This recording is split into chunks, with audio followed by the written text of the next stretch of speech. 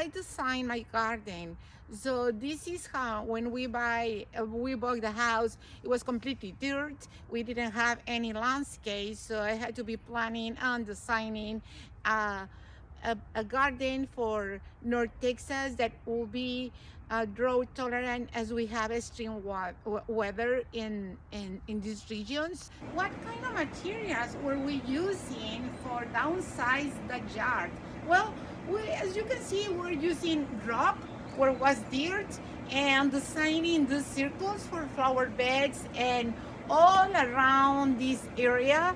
As well, we have a lot of gravel pit. As we are approaching to the deck, you can see how was all this dirt covered by different materials that is very natural, and from the stone to the wood. We were using two kind of plants, the adapted plants and the Texas native plants, for having a drought tolerant and healthy garden. So the one that I will show you first will be the adaptive plants, and this is the most popular one, and really I love that because I wanted to have roses all over the wall, and through a lot of research I discovered that this is the Peggy Martin, and it survived the Katrina hurricane, and so it's very, very tough and hardy in all kind of weather. So now you can see how it's blooming all over that wall. And as well, other adaptive plants that I have here is the hollies. So hollies are beautiful because, you know, hollies are from the forest, and they are evergreen, and so we can see how they are just all the year giving us this beautiful green color and this fence of safe place and in this environment. So then we can see how we have in this place the lilies, and these lilies are just blooming during the spring and the summer. So they are adaptive because they are coming more from the north coast, and from some of them from Louisiana. And so then it was so important then to see how the adaptive plants are just very growing in this garden. Coming back from the adaptive plants, we see here how all these lilies are blooming now, and they are adaptive plants. I like to cook, so for me, having herbs is so important. So I had the oregano, the sage. All these ones are beautiful for poultry, for pork. And then I have in these baskets, I have all these kind of the thyme as well as tarragon. And so this is part of the herbs and part of my garden that I was using for creating these flower beds. And so I think that it's so beautiful to have all the time at hand these herbs, especially in the holidays. I love Thanksgiving and coming and cutting my herbs. Talking about the Texas native plants, and so we have this native plant from this region, and this is the rose of Texas.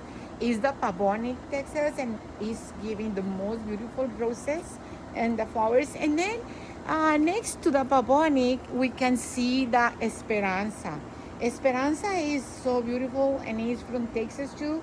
So is blooming during the spring and summer, and all of them, they are perennials. They come to sleep during the winter, and in this flower bed is completely I will show you more about these sages, and then we have this deciduous tree, and this tree is, you can see, in the rose of Texas, and then it's a deciduous one, but the name is Vertex, and during the summer gives the most beautiful purple flowers. So here is a beautiful example of a yucca.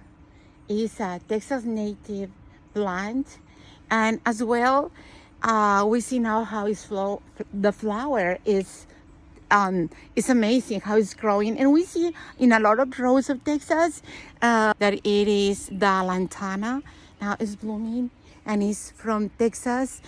And these are the Easters, and the Easters are blooming during the fall. It's so beautiful. And these are just other bushes from Texas, evergreen bushes that they are very native from this region.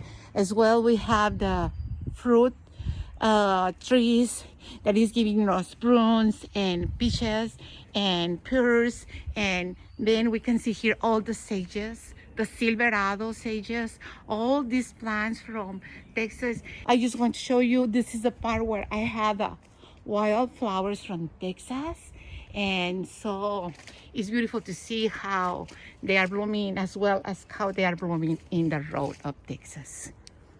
And the last step is having an really good sprinkler system that is saving water. And we have is with intelligent systems that is telling us when the garden has enough water and is skipping the cycle. So you can see that a healthy garden can be growing when really is planned and designed according to the area that we live. Well, thank you so much, and I hope that you remember these 3 steps. Downsize the size of your yard, and with wood, rocks, peat, and then choose the right plants. They could be adaptive or native of the region that you live, and choose the best sprinkler system for being into the ecological side and saving water. Thank you so much for listening to this video. Esperanza McLeod, Designing Garden for North Texas.